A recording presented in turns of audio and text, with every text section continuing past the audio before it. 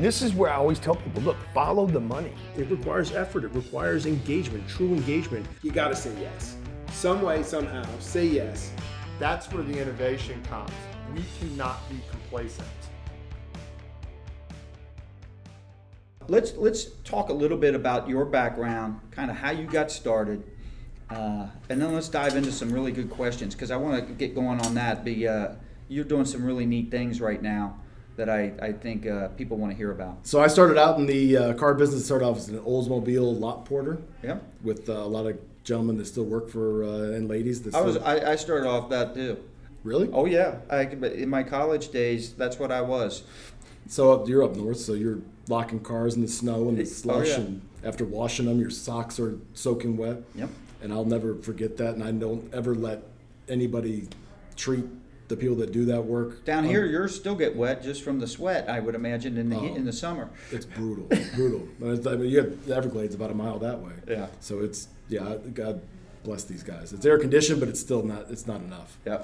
So I transitioned from there into sales, from lot porter. Really didn't know what I was doing. Actually, I have to ask you. Yeah. Because you don't see that transition a lot. So was that something they approached you on, or is that something you approached them on? I approached them because I saw, from my perception, all the salespeople didn't do a lot of work back then in the 90s. Yeah. They got to smoke all day. I was, getting ready to go to college. They got to smoke all day. It seemed like they weren't really doing anything. I'm working, it seemed like a lot harder than they were. Yeah. And they all had wads of cash and they're all hanging out on the curb talking in a circle. Right. So I said, why would I be doing this when I could be doing that? Yeah. And I said, why would I go to college? You guys are making more than I would make graduating. They go, oh, yeah, you don't need to do that, which I don't know was the best advice, but it all worked out. So what type of mentors? Did you have mentors early on? What type? Who were they? How did they help you? And I would say that my mentors are the biggest strength of mine. I've been blessed to have just amazing mentors all along the way. Rick Germain's one of them. Yeah. All three Germain brothers. Mike Maroney at AutoNation, Dave Kaler, Dave O'Brien from Predictive Index, who's now over at Quantum. I mean, the list goes on and on. Jim Bender, who's now running AutoNation, has had a profound effect. He really, really instilled a cadence of accountability into me, and I learned a lot. When I left to go to AutoNation before I came back. So you're talking icons. So these are strong mentors. We've talked a little bit, but who are your mentors today? Which is a little bit different twist. Completely different. So I call it reverse mentoring. I heard this term from at a Toyota meeting not too long ago. But the millennials in this store are now reverse mentoring me on digital retail, Google Analytics, Google AdWords, VDPs, SRPs, and ROA, and all the, CTC, and you keep going on, clicks per whatever. But I'm learning more and more every single day, and everything. I'm now just asking a lot of questions instead of teaching them. Yep. And by asking all the questions is how I'm able to help others, or at least help them have self-guided discovery so they can figure it out on their own. Because I don't know what I don't know, and these guys know a lot more than I do. So you've got some interesting things. Talk to us a little bit about some of the things you're doing here in your business. I look at the timing. It doesn't necessarily mean it happened because of the pandemic with COVID, all right? It accelerated it. But it definitely accelerated it. And so what are some of the things that you're excited about right now that you guys have kind of, some of the experience you've done as it relates to improving customer experience, really listening to your customers, hearing them, understanding them, and making sure you're giving them what they want and for the reasons why they want it, So it's the right thing to do, really, is just to be nice to people. But take that out of the equation because, coming up in this business, it was more about how do you maximize the profitability on every single customer. What's the most that we can make? The pay plans were aligned towards extracting as much profit as we could out of every single customer. And now the volume play and the referrals and all the intangibles that I didn't realize existed by just being nice to people, being transparent, giving them what they want, is exponentially, we're significantly more profitable without getting into too many details. Well, that's a lot of what I've seen online is when you talk about transparency, you've become extremely transparent. You've made it very easy for customers faster, probably more fun to Absolutely. buy a car. If I'm on your website now, I've also seen the thing that you guys are doing or trying to spearhead where you're paperless, no touch type of buying process. So what made you go what were some of the things that got you going in that direction? What happened? So we've always wanted to go there. Ever since I checked out at an Apple store and I got my receipt emailed to me, I still remember that moment back in late 2000s. Yeah. And I'm like, that's it? There's no cash register? No. So I've been saying since then, how come we can't do that in a car dealership? But it's not just the technology, it's the culture, it's the what do we believe, and are we really gonna do that if we don't have to? Are we gonna choose to do that because it's the right thing? And here's what I now find is that doing that allows you to have so much more time to innovate, so much more time to do these things, because you don't get hijacked by, hey, you guys misled me with that ad that you ran. That car's not in stock.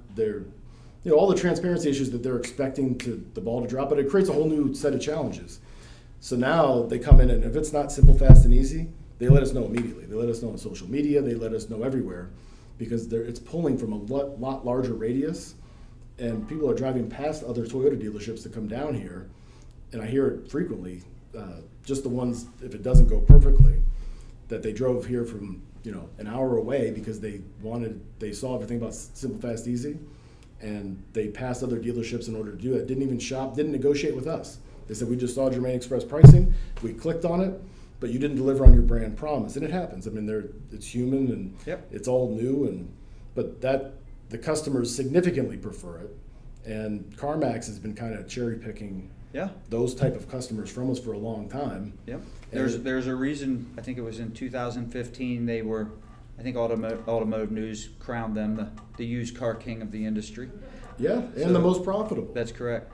And you said something earlier, and I love this because I agree with it. This transition from focusing on profit and how do I squeeze and get the most out of every customer and things such as that, to this transition of being more transparent. And I think for business leaders that are listening, the moment we stop losing sleep over the success of our business and start losing sleep over the success of our customers, that's where the exponential growth really starts happening. And is that what you're starting to see? 100%. If you don't take care of your customers, somebody else will. Yeah. And we have people defecting from other brands. Multiple times. I hear it frequently because of the experience. And they're choosing to leave Nissan, Mercedes-Benz, we heard the other day, to buy a loaded Highlander Platinum over the time that they're going to save. To switch a brand like that, that's a pretty strong statement. We're shipping cars all over the country, which many people are, but because of the frictionless process that we're doing. But the customers, we probably should have been doing it the whole time. You said something earlier too. You mentioned the word or phrase brand promise. There are times that someone doesn't buy because we didn't deliver. I love the fact that you recognize that. And actually, I think it's a great example of hearing and paying attention to your customer, because for you to say that, it tells me that not only are you paying attention to it, you're probably measuring it in some way and saying, all right, where are we not living up to our brand promise? How can we improve here? Do you have any type of formal process in place that helps you with that? Yes, that's. Well, I'll tell you the quickest way. Obviously, you make a promise. The key is keeping it, because if you don't keep it, correct, then your employees are the first ones to find out about it. Because when you say we're going to do one thing on a TV ad or any other form of media, and the customer comes in and you don't honor it, that's sending a message to your employees as to what's important to you or what's not important to you. Yep. And those two were not completely in sync initially, but I've now realized that by just putting everything out and just going, open kimono and putting it out to the world, this is what we're going to do. We're going to go paperless. We weren't completely paperless on tag and title work until that commercial came out. But when you advertise to the world, we have to do it. And I can tell you that my process for measuring that is the phone calls, the social media blasts, the emails. I send an email to every lost opportunity in our CRM So I hear about it firsthand every single time we don't deliver on a brand promise. It is so, what I love most, if you're truly committed to satisfying customers, and this goes for any business out there, we waste a lot of time as business leaders trying to plan and not that planning and strategizing is not important. I'm not saying don't do it. But sometimes we have paralysis through analysis, right? And we delay putting out things that could be so much beneficial for our growth. And quite honestly, the best way to improve something is to get it out to the public so you can recognize where your weak points are, improve them immediately, get it fixed. And I just feel like, when you're saying all that, it reminds me of a time we were pitching a really big client, and our president, Jamil Zabaneh, did a great job. They're sitting there having trouble getting the message, the brand message and the training from this huge, it's a Fortune 5 company, all right? From there, what they wanted to do to get it to the tier 3 level to the dealer, all right? And they had to go through literally 7 or 8 different steps to finally get it to the dealer, and it wasn't increasing sales of what they were trying to sell at the dealership level. And so Jamil goes, why are we sitting here doing this? He goes, you want to get these dealers selling something? The best way to get them to sell something is to have customers coming in and asking for it. And then they quickly learn, I have to know this. Because hold the dealers accountable. Correct. The customer, the market force of what customers are requesting and asking, I think is the best tool to kind of launch us forward. So on that, let me ask you this question. What kind of little changes, especially now that we're not through COVID, but we're through those initial huge lockdowns, right? Yep.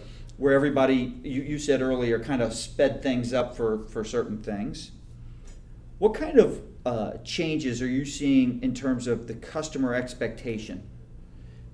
Well, for us now, because we've advertised it, their expectations are at a much higher level. No differently than if you stay at the Ritz-Carlton versus the DoubleTree. They're both nice hotels, but there's a certain expectation based on the brand promises at the Ritz. Yep. And that is not the least expensive hotel to stay in this town, but it's always at 100% occupancy. It has been for, I think, 4 years straight. And by charging a higher price, and the same, we're not the everyday low prices. We need to be competitive, and we're not going to be charging way over MSRP and taking advantage of people, because it's all about retention. But we're also not shy about saying that we're here to make a profit. We offer a premium service, a premium product, and a premium experience. And in order to provide that, we got to have premium associates. Yeah. And they've got to be compensated, and it's all a cyclical thing. And everybody wants to get the cheapest price until they realize that they're dealing with an amateur. Yeah. And then all of a sudden they wish they would have paid more to deal with a professional. Yeah, and would you say that a lot of the customers who are expecting certain things from you as a dealer, whether it's sales or service, a lot of those expectations are coming from other industries? In other words, if I can go, if this company now delivers to me or drops off this to me or makes it quick and easy for me to just do this, why can't you do that? So we had that conversation during COVID, because we were sitting here idle for March and April. DoorDash, and I'm in here in this room having meetings about, how are we going to be taking products to customers? How are we going to make this more remote? And everybody's giving me all these different reasons. And the same people, they go, I don't think customers want that. I think that, it's still yet to be seen. This market's not ready for this yet. Right. It might be a fad. We'll see if this thing picks up. But as that's happening, all these DoorDash, Uber Eats, everybody's showing up to deliver food to those same associates. And I said, you see the irony of this? And then that was a tipping point. Yeah, good. All right, so let's switch a little bit to kind of the State of the Union. Not necessarily just auto, but just I think in business in general. So how would you characterize State of the Union when it comes to the customer experience? Where are we at now? I think we're at the most evolved state. Back when you and I first got in the car business, there wasn't CSI. Yeah. And then there definitely wasn't social media. And I remember when social media came out, it was like, whoa. So we were saying to AutoTrader and Cars.com, if you're going to put reviews out, we don't know if we're going to use you as a vendor. If you're going to, put that stuff on there, we're going to pay you to have negative reviews about us. Yeah. And then Yelp wanted us to pay them for the same thing, and so on and so forth. But all it did is self-medicate us to do what we should have been doing the whole time. You had to get better because you were forced to, because it was going to become public. And now that that's such an evolved thing, and everybody keeps on trying to plus up the game, you've got now Carvana, you got Vroom, and everybody else that's, everybody can say what they want to say about Carvana. Yeah. I think that right now we're out executing at this location, Carvana, and they do a hell of a job. Yeah. And I don't think that everybody needs to be so critical. We were critical of CarMax, and look at them now. Yeah. And instead of being critical, we should rally around and take their ideas and try to best practice them as much as possible. I tried to figure out, and I mystery shopped them, how do they do these remote deals? And it's not that complex. It's more of a vision that they create for the customer, and they're not doing anything that we can't do, or we can't market the same way. They're just phenomenal at branding, marketing, and I think that auto dealers as a whole are more capable about executing them. Yep. And that we need to rally around so that doesn't happen. And if we don't figure out, there's a lot of Carvana plate frames, as I see in different markets in Florida. It's only going to increase, which means there's a need or desire for that. Yeah. And I don't think that their experience is better than ours. I think maybe it was in March, but I don't think it is anymore. Yeah, I agree. What are some big challenges you see right now? For us or for the industry? I think, they kind of go hand in hand. I would be shocked if your challenges were so unique. When I talk to a lot of business leaders, regardless of the vertical, I sit there and we go out to dinner and we're talking about some of the issues we have. And I think to myself, gosh, for a company your size, you got the same issues I got. So our issues now are staffing, finding the right people that are that's common. Morally, ethically sound to run this play. Yep. And I think that's the future of it. I think that what do you look for when this will help all those future people applying to you guys? What is your top 2 or 3 priorities when you're looking at someone? Okay, that's a good question. So it's not experience, it's not resume, it's work ethic / drive / motor. Yeah. That's the number one. Is do they have energy? It's got to be a contagious thing. So if they don't have, they're either energizers or they're de-energizers, and you're either providing energy and flowing around, or they're taking it away from people. Yeah. And you can't have anybody who's an energy sucker. That's my number one. They're cancers. Yeah. Yeah. And then It's like you're building a house and you got someone behind you just pulling out all the nails. Right. Yeah. And a fractured foundation. Like, here, just keep going, and Yeah. we'll figure that out later. Yeah. And then the number 2 is attitude, and everything else can be trained, really. Yep. I mean, those 2 things, we've got people with experience, we've got people without experience. We've got people, we do real well with people from P.F. Chang's, Starbucks, very well. But in the hospitality industry, there's not really, in this town, this is a little fishing village, there's no big companies. There's one, an orthopedics company. There's no business whatsoever to be said. There's hotels, banks, and restaurants. Yeah. Well, the restaurants are great. They're the best. And the ocean's outstanding as well. So you brought up, when we were talking about the customer experience, you said current state of the union of it is, or current state is, it's as good as it's ever been. And I agree there. And I think regardless of vertical, I think COVID has made us all realize, I can do this, I can do this, I can do this. I can find a way to make this profitable. I mean, DoorDash, you brought up that. We're all paying extra to have our food delivered. Yes. It isn't like the old days where the only place you could get food delivery was pizza, and they just threw it in for free. Now everyone's charging for it, and you're willing to pay for it. I mean, there were times when I was on a weight gain here in the middle of the lockdowns, I'm ordering ice cream. A pint of ice cream's costing me $13, $14 just because of the delivery fee. I would never go into a store and pay for that. But I was willing to do it out of convenience. Yeah, because you calculate what your time's worth. And we all did, I think. And now all of a sudden time's the new currency. Yeah. And what is that worth? And for me to go over there and do that versus generating revenue, or sometimes I tell my wife that I'm buying back my time so I can just chill and take a nap. So let's talk about where the opportunities are. You brought up Carvana.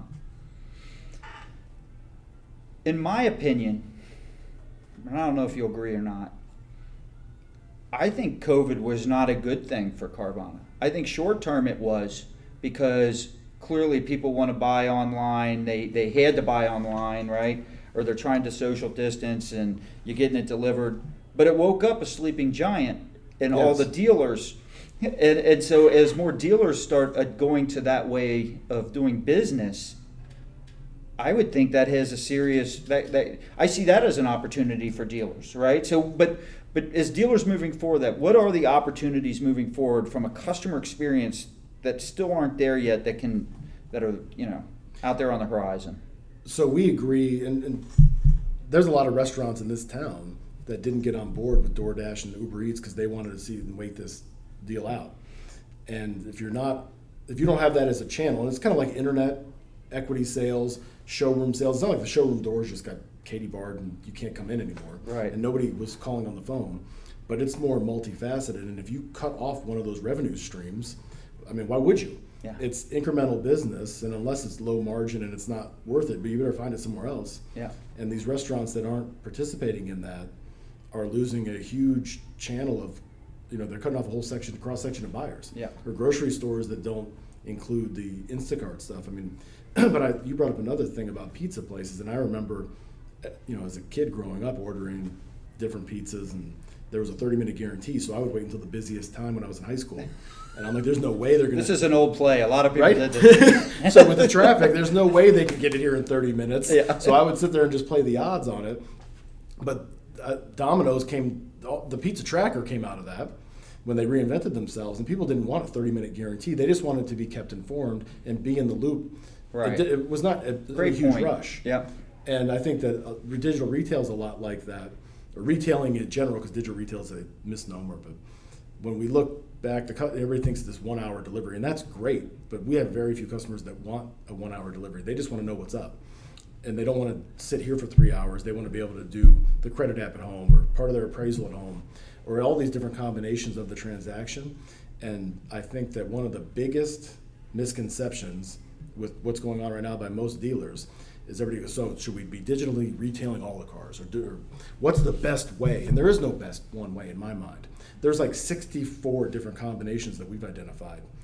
Either they originate online, they transition into the showroom, and then they leave, and then let's say we do it digitally, or they come back in and do the paperwork again the next day, and it's disjointed, or we go remotely to them with the car, we appraise their car, they never make it in here, and then they just come back in for the paperwork. Yeah. Or all these different combinations, and instead of trying to have this linear path, they got to look at it as more spherical, that it's not cookie cutter anymore. If you look at the Apple Store down here has a line around the building at Waterside Shops, and it's out of control. They just doubled the size of the store.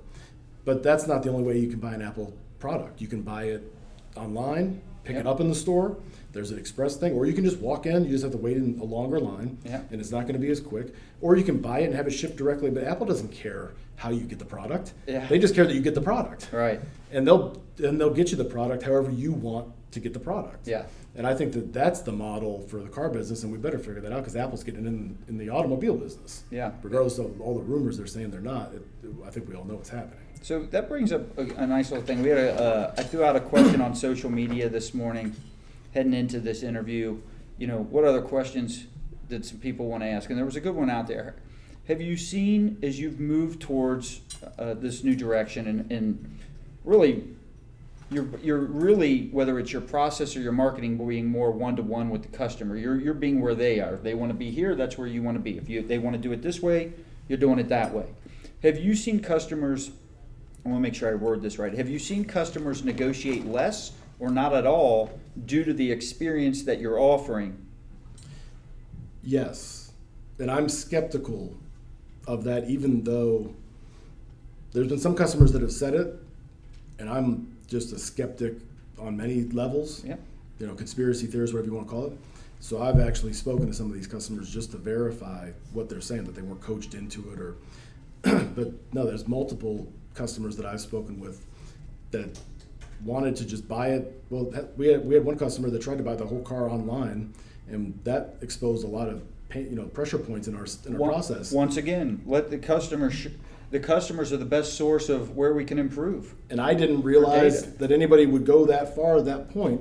And I'm like, I didn't realize anybody would even do that. They just tried to buy the car like they were buying on Amazon. Yep. No contact whatsoever, no lead, no anything. And they came in to pick it up, and we absolutely weren't ready for it because we never had that happen before. Good. Are you Right. ready for it now? Yes. Yep. Yeah. And talking to that customer, a lot of learning. They bought a car from Carvana, ironically, in the parking lot after we didn't deliver on the brand promise. Yeah. And luckily for us, Carvana didn't deliver on that brand promise either. So you were. So we were able to get it back, but that's what it's going to come down to, is whoever's fumbling the ball, whoever creating the least amount of turnovers. I find that the only time not the only time, but the times where we're discounting and we're having to discount it significantly is because we messed up. Yeah. And we're trying to make it right. Yeah. So what tools or resources did you use early on, maybe that you're using now, to help you see and hear and understand your customers better? How are you getting this data? How are you getting this information? What do you really rely on? Well, in our digital retail tool, Okay. we can go into the backside, which is Prodigy on these iPads. Yeah. Let's give a quick plug. Who are you using? Prodigy. Okay. So with Prodigy, and I'm sure that most digital retail tools have the same technology, but we've got the process on the back of, and for the first year we didn't tell the salespeople that we were tracking it because we didn't want to get, as I call it, molested data. Yeah. So what we found on that data is the customer, 26% of the time, if they're unmolested, we don't engage with them while they're in the DR tool. They're just doing what they want. They want to research on their time. They don't want to be bothered.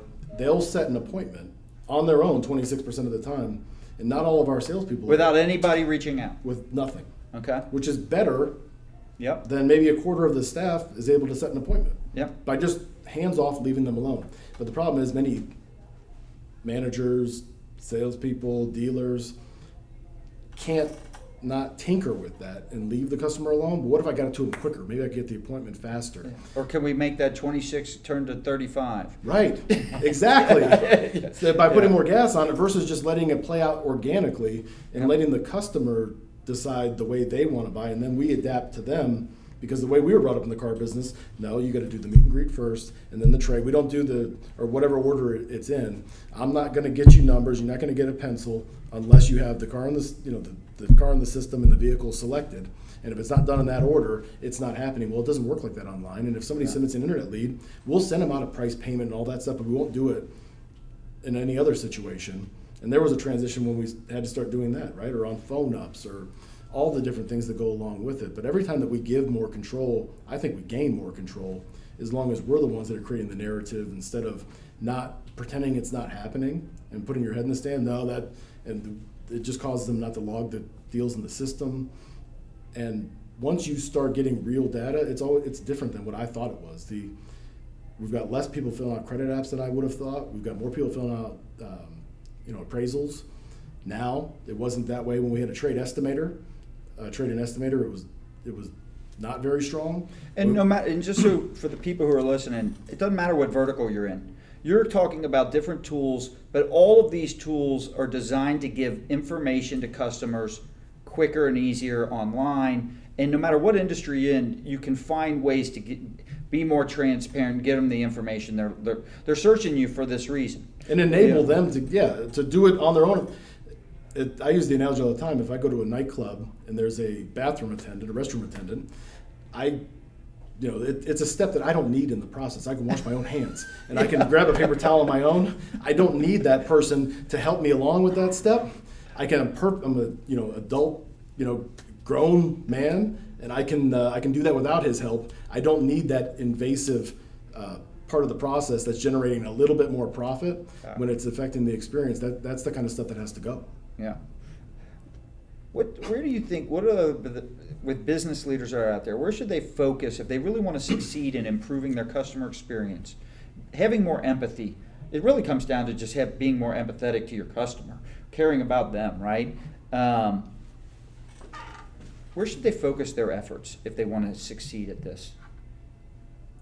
Short term and long term. I would say, long term, even short term, you really need to start with the marketing. Because if your marketing gigantic discounts like I used to do, and crazy low payments with crazy low money down on one car that's in stock. I did it for 20 plus years, and it generated traffic, and it got us to a certain point. But I now realize that it probably wasn't as necessary. I was just so afraid to unplug it and not do it that I don't know that it was ever necessary.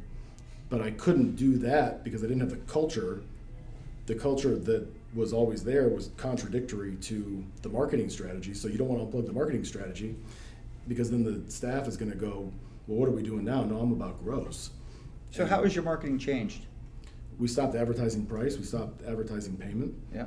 And what are you advertising now? experience. Yeah. Simple, fast, easy. Yeah. Well, you're making, and I'll steal this, building a brand story from Donald Miller. He's got a great podcast too, by the way. You're making your customer the hero of the story, and you're just what he'll call a guide to help them get what they want and need, quick, easy, and fun. That's a great way to say it. You know, it's no longer, the story is no longer about what you do and here's my discount. It's about them, and people respond to that much more. Yeah, we're giving them back their time. Especially when we're all the same price anyways. Right, yeah, the difference between they're going to be on their line, they're going to be researching. It's not like... So you know what one of the hardest things, and it still is hard today for our team, is when a customer says, well, I'm still going to go to your competitor, and they told me over the phone that they're going to do X, and then we ask them, well, do you have it in writing so we can understand how they structured the deal? No, I'm just going to go see what they want to do. If that's the best you can do, that's it. And we've got a great staff that is great at overcoming these objections and tackling all these things. But at the end of the day, you have to be, if you market the way we're talking about, you're going to generate that many more opportunities, quality opportunities, and not ones that are going to frustrate your team, create hijacks that are going to, we get frustrated with the customers. Why would they think that? It says clearly in the fine print that that's what we were doing. And I have been on both sides of this, right? And so we all have. But when you're looking at it through the customer's lens, it doesn't really make a lot of sense. And then we get frustrated with them for creating a situation that frustrated them to begin with. But we vilify the customer when it really wasn't their fault. And I didn't see it for 2 decades that way. Yeah. It just didn't make sense because if I looked at it like an attorney, if I make it clear, then how could they misunderstand it? That's on them. Right. And it's absolutely not the case. But you've got to live it. And when that customer says they're going to go shop it, you have to be okay with. And pricing strategy is one of the big elements of, if you just price everything at MSRP online and hope that they come in, I mean, that's, or whatever, you got to have a lot more strategy. Hotels don't, it used to be, when I was growing up, we would drive from up north down to Florida, and we'd go in and you could negotiate at a hotel. And you'd ask for directions the whole way down because you didn't have nav, you didn't have smartphones, so you had to stop in a gas station and ask them for directions. But when you went in there, they would negotiate, and that never really made sense. And they had a lot less throughput, a lot less occupancy. And when they just opened it up and just put it online, they opened themselves up to such a wider audience that now you don't remember all these mom and pops because it's just Marriott, Hilton, and the rest of the chains. That makes me laugh because.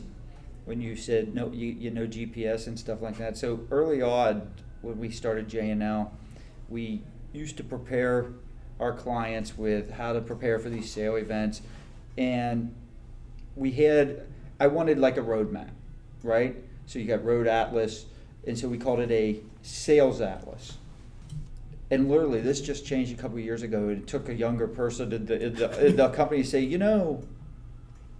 no one uses atlases anymore.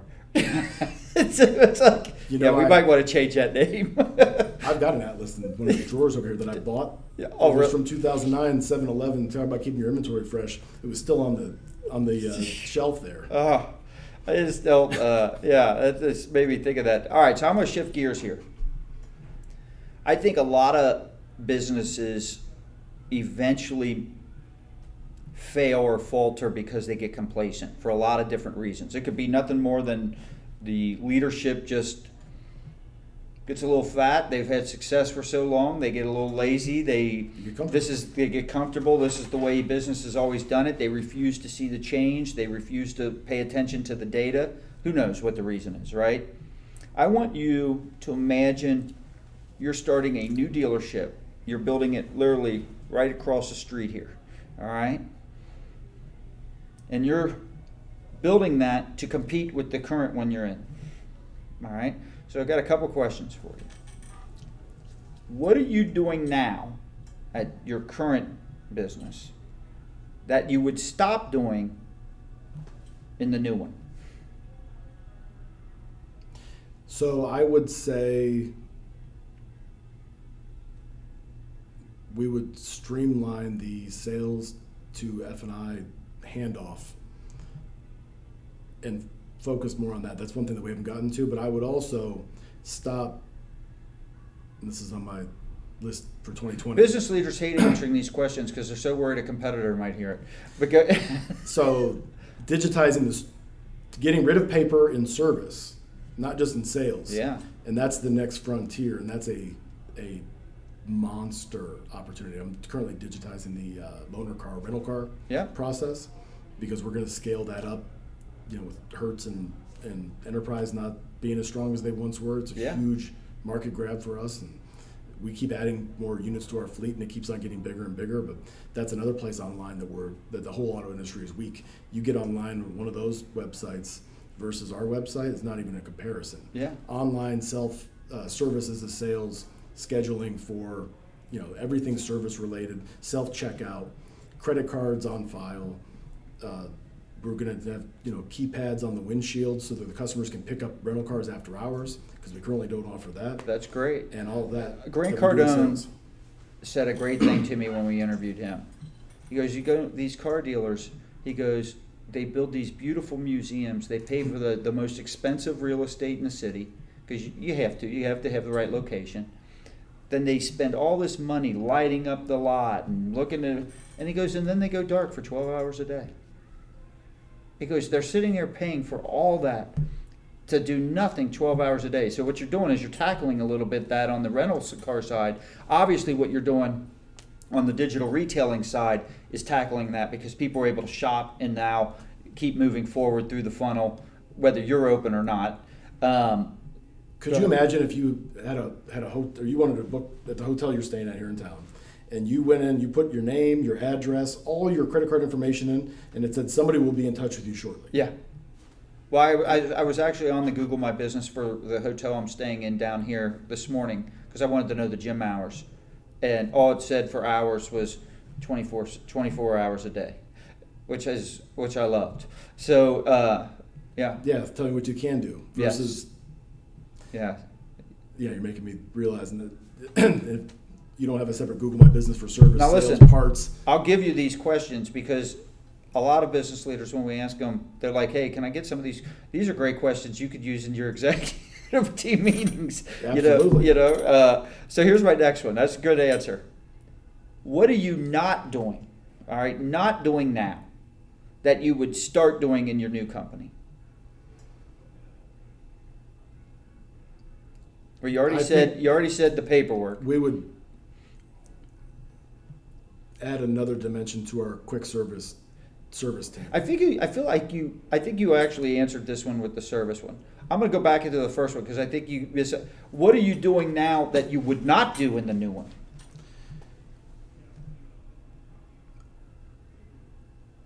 We are. Again, it would probably tie into that last answer. Yeah. But we do. I would stop as much redundancy as we have in the accounting department. Yep. With having to print, scan. There's a lot of wasted motion across the whole enterprise. So this whole show, that's a great answer, because this whole show is about how to strike back when the marketplace and the world is trying to marginalize and commoditize you, right? So when that happens, the marketplace wants to marginalize you because it wants to pay less for what you're doing, all right? And your job as a business leader is to make profit here. And so one of the ways to do that, we always think of the customer experience, by the way, as external customers.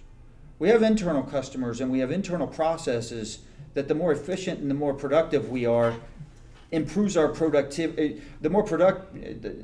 If we improve our productivity, the more profitable we can be, which allows us to create more value. To create more value for customers, right? And so what you're going now is a little bit behind the scenes on some things that not only improve. Talk a little bit about what you're saying in the accounting. How does that help your store? How does that help the customer? Okay, so that's a good question, and it's a multifaceted answer. So, for instance, since August, maybe July, we've gone from 10 to 11 sales per salesperson to almost 17 now, on average. Yep. And we've got a pretty large sales staff, and selling over 500 cars a month. Yep. So that's allowed them to make a better living. It's allowed them to be a lot more productive because they're adding more value in terms of the experience and less on administrative paperwork, stuff that AI can handle and computers can handle, stuff that should have been streamlined and automated long ago. Yep. But now the technology is meeting it. But to answer the first part of that question, I thought we had put a flag on Mount Everest when we were able to do a deal digitally. And okay, we're there, done. Automotive News called. They said we heard a rumor. It's done. And then, as I'm celebrating, the accounting department said, "Where's the paperwork?" Like, what do you mean? It's in the computer. It's like that Zoolander thing, right? Yeah. It's in there somewhere. Well, how do we get it? I never really thought about that. So I called our DMS. I said, "How?" They go, We didn't think anybody was going to get there at this point. We'll get back to you." So I've been so focused on the front end of the deal. There's another whole half that nobody sees that happens back there. Correct. And it caused an absolute nightmare for them because they are very process driven and very consistent. And when you mess with their world, it's like messing with a technician. It's a bad idea. Yeah. So we were doing everything digitally. Then we had to print it, to scan it, to go to the accounting side because it's a whole different side of the DMS for accounting. So in order for them to bill out the deals, I still need paper because I hadn't even begun to process that yet. So now that's almost completed, and everything just goes where it's supposed to go. It just takes a lot of planning, a lot of strategy. None of that would have happened. All right, well, maybe if you thought about it, but what would have happened is without customers pushing you, all right, and you've already sold deals, it's natural, I think, for human beings to kind of take their time with stuff like that, right? Now you're rushing to make their job easier, to make it more productive or more efficient. And the other thing is that everybody pushes back, and this is what I see so often when there's and I'm just looking forward, like you would, way out ahead, and I'm not looking at all the peripheral because I know where we're trying to get to, and everybody else is sitting there going, "Wait, hold on, what are we doing? Is this eliminating my job? Why are we doing this?" There's also that aspect of it. Are you going to eliminate salespeople with this? Are you going to eliminate? And it's actually quite the opposite. Yep. All you're doing is enabling them and enhancing their lives with more technology and tools. Well, the more efficient you can be behind the scenes, it not only allows you to add more value to your external customers, but it allows you to add more value and do more things for your internal customers as well. Which is huge. Yes. Because I don't want them spinning their wheels. Improves the culture. Everything goes. They get in front of higher quality leads. Yeah. And I'd rather have them working on lead sources that close at 30% than 3%. All right, so now here's the toughest question. All right. You got this business, you got this new one over there, but your goal with the new one is to put this one out of business. What do you do over there to put this store out of business? Well, I don't know that No, you don't. I don't like recruiting my own people, but that's the fastest way because I believe that with the team. Well, you can't say that. That's not the answer we're looking for. We're looking for what would you do, right? Because I do feel that if I took this team to any other store in town, well, that speaks that they to would your outsell culture. this. Yeah. Outsell this store. All right. So the one thing you would do then is you would want a similar type of culture, but what would you do to improve it? What would you do with that? Then maybe the question is this: if it comes down to your team and you have a strong belief in your team, what would you do at that store differently to make sure they would follow you over there? That's not being done here. I would say that they would expect, because here's what happens is that typically one person leaves one store and goes to another store. Somebody else comes in and says, this expense is unnecessary. We don't need to be doing this. We can make a lot more money if we cut this pay plan. Yep. If we did this, I think it would be ensuring that everything that has been put in place, which is not all, it's mostly their ideas, not mine. Yep. From the culture playbook for us starts day one. It starts actually in the interview process, because we're hardcore in the interview and we tell them about the expectations. It's not easy, and if you want to be comfortable, this is probably, we try to talk them out of working here. Yeah. Multiple times. Yeah. And tell them it's going to be hard. It's going to be this. It's like the opening, on the porch at Fight Club. You don't want to do this. I'm going to highly recommend. This is not for everybody. And we try to talk them out of it. And if they make it through that, they know. But then we have to live up to that expectation, because now we've set that standard. Yeah. And if you don't, it's all BS. Yeah. And they all just look at it as you're just blowing smoke on everything else that you say. So then in the onboarding, you got to talk about the culture. I do that personally. And each manager has a different aspect of the onboarding assigned to them for tactical, for setting up their usernames and their logins, because that's a huge pain point when somebody onboards. They go to, get into the CRM. What's your password? I don't know. Get with this guy. Right. What about this? How do I use this? If they don't come into the company comfortably with all their login settings, email, all that sort of thing, Yeah. you're setting them up for failure. And it's also sending a bad message from, the way I was brought into the car business. Here's your ashtray. Here's your dealer tag. Yeah. Good luck, kid. They're I had to bring my own 80%. calculator. Yeah, 80% of you guys are gone within the first 6 months. So I wish you the best. Yeah. And that was it. Nobody wants to make too good of friends with them. They may not be here that long. Yeah, and they used to say that. Not going to order you business cards for 90 days because we want to make sure you're going to work out first.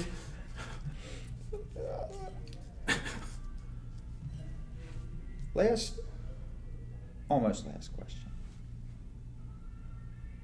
What challenges are you helping your customers overcome? So the challenges of our preconceived notions of the way the car business should be, right? So that's a problem that it's always been that way. That's just the car business. You've heard that before? Yep. That's just the car business. Oh, yeah. I don't know what else to tell you. And that's just the car business is the weakest excuse in the world. It's the same as, that's the way we've always done it. Right. Yeah. And that's basically my mind saying, I don't know. I don't know why we do it, and I don't know how to fix it, and I don't feel like thinking those thoughts. And that's absolutely unacceptable as a leader. So what final thoughts would you have for other people who are trying to, there's a lot of dealers that still haven't fully committed to this. I was shocked. I did an interview with on our D-Win program with Cox Automotive, and one of their executives had said that, she said that 70%, they had 70% more dealers, or 70% of the dealers just last year because of COVID moved to some type of digital retailing tool. And I thought to myself, in 2020, how was there 70% of the dealers that still were not on one? So it's one thing to take it to the level you've taken it, because digital retailing's been out for a while, and there are several dealers that have had some type of digital. It's basically a way to merchandise your vehicles online better and give them information they want. Doesn't mean that they could get further down. At some point, they still had to call the dealership, which is not what they always wanted at this point.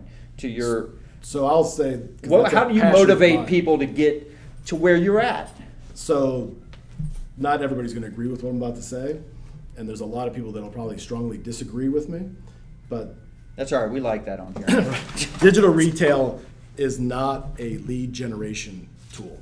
It's not. It's a part of the DNA, and digital retail is actually it should be digital transformation, because would you describe Apple's approach as digital retail? I wrote an article saying I hate the term digital retailing, because it's the same mistake we made in the industry saying, here's our internet department. Well, everyone's pretty much coming in on it. You may not, the lead may not come to you necessarily from the internet, but everyone at some point was an internet lead. And if not, they're showrooming in your showroom after that if you're not delivering on your brand promise. Why is that customer being treated any different than the one that walks in? So, but go on. It should be a holistic approach, but I hear that all the time, and I used to think that it was a lead generation tool. And that's initially when I started looking at Carvana. I'm like, well, this is brilliant because they're just creating this thing, and this is just the new, ad car. Yeah. And it's to get them to a certain point because they're not going to get past the appraisal. Then we call them, get them in, and our leads are skyrocketing. Yeah. But it's because we weren't asking the questions is why they would disembark. As we keep on, removing these points of friction, the customer goes further down funnel. The leads are more enriched. The closing ratio goes up. Our e-close a year ago was 9 to 11%. Our lead count has gone up, and we're now over 20% because of how much how enriched the leads are when they go through that system. So the more information that you give, the higher the closing ratio is, and it's a huge leap of faith. And then when they do put in a number online, and we give them a number on the trade, you have to, if it's exactly the way the customer said it, you got to honor it. And that's we went through that pain point. Well, no, but on this one car, this one outlier, I'm not putting that kind of money in the car. That's ridiculous. Yeah. And if you don't deliver that brand promise, to your internal customers, the biggest message you're sending, they're going to stop sending it out. Yeah. Because I'm not going to do that because the last one came in, it blew up in my face just because it was. It's a great point. I love that you recognize how it all works together between your internal and external customers. And it's an aggregate. So at Amazon, they don't say, those mattresses weigh too much, so we're not taking those back. Or these, whatever heavy object, we take these back, but we don't take these back. There are plenty of customers they don't make money on with Prime. Right. All right? But on average, they're making a hell of a lot on Prime. Right. He said you're either in the customer service business, Yeah. or you're not. You can't be in it when it's convenient for you, and you can't be in it on trades and pricing when it's convenient for you. Yeah, if the trade's worth more than what our estimator said, then we'll put the money in it. But if it's worth less, Yep.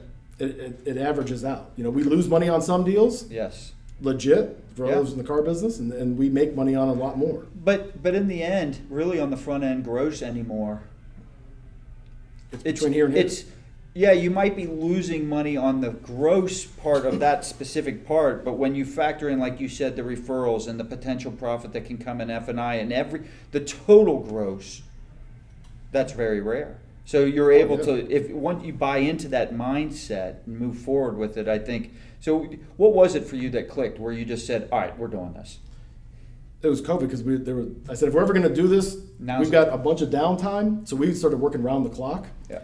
And I said, we might not ever get this opportunity again. I remember the recession. Yeah. And I'm not going to waste a good crisis. Yeah. So we just started digging in. And there's always a negative to that term, to that phrase, but it really can be spun in a very positive manner like you just did. Why waste a good crisis? It opens up a lot of opportunities to improve and do what you've done here.